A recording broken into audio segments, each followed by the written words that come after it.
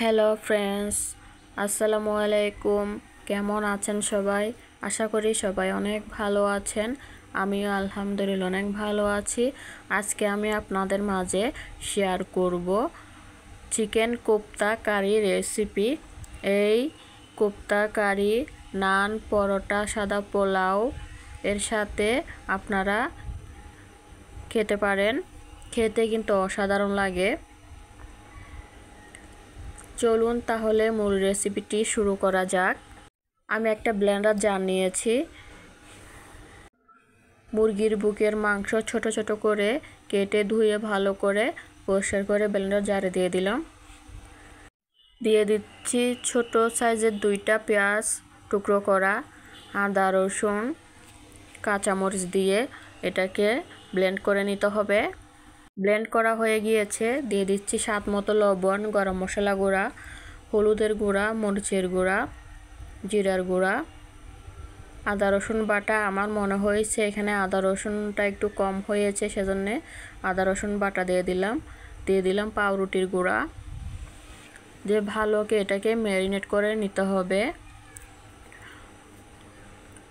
ভালো করে মিশ্রণটাকে ম্যারিনেট করে নিতে হবে, না হলে কিন্তু ছোট ছোট বল আকারে শেপ দিতে অনেক অসুবিধা হবে। তো আমার মিশ্রণটা ভালো করে ম্যারিনেট করা হয়ে গিয়েছে।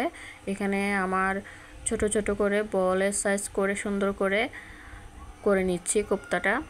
চুলায় একটা কড়াই বসিয়েছি, তেলটা দিয়ে ভালো করে গরম করে এতে কোপ্তাগুলো দিয়ে দিচ্ছি। একে একে সবগুলো কোপ্তা দিয়ে দিচ্ছি। আলতো হাতে একটু নাড়াচাড়া করে দিতে হবে। হালকা একটু যখন ব্রাউন কালার হয়ে আসবে তখন কোপ্তাটাকে আমি উঠিয়ে নিব। বেশি ব্রাউন করে ভাজা যাবে না। হালকা যখন কালারটা চেঞ্জ হয়ে আসবে তখন কোপ্তাটাকে উঠিয়ে নিতে হবে। উঠিয়ে নেওয়ার পরে ওই তেলের মধ্যে আদা রসুন পেঁয়াজ বাটা দিয়ে ভালো করে মশলাটাকে রোস্ট করে নিতে হবে। রোস্ট করে নেওয়া হয়ে গেলে দিয়ে দিব মরিচের গুঁড়া, হলুদের গুঁড়া, জিরার গুঁড়া, পরিমাণ মতো লবণ, গরম মশলা গুঁড়া দিয়ে ভালো করে কষিয়ে নিতে হবে। ভালো করে যখন কষানো হয়ে যাবে দিয়ে দিব 2 টেবিল চামচ পরিমাণ টমেটো সস। আপনারা চাইলে টমেটো কুচিও ইউজ করতে পারেন। কষানো হয়ে গেলে আমি এখানে সেই কোপ্তাগুলো ব্রাউন কালার করে ভেজে রেখেছিলাম সেগুলো দিয়ে দিলাম। দিয়ে ভালো করে কষিয়ে নিচ্ছি। সেদ্ধ হবার জন্য আমি যতটুকু পরিমাণ পানি দিতে হয় ততটুকু পরিমাণ পানি দিয়ে এটাকে রান্না করে নিব।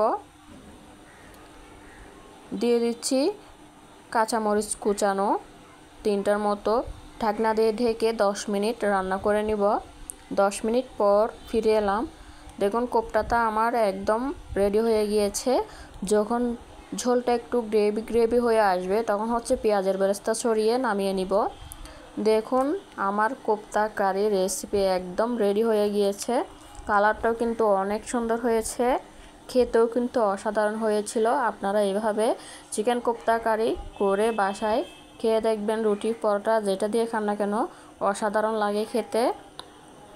রেসিপিটি যদি ভালো লাগে চ্যানেলটি সাবস্ক্রাইব করে পাশে থাকবেন, লাইক কমেন্ট শেয়ার করবেন, পাশে থাকা বেল আইকনটি প্রেস করে রাখবেন নতুন কোনো ভিডিও আপলোড করার সাথে সাথে সবার আগে পাওয়ার জন্য।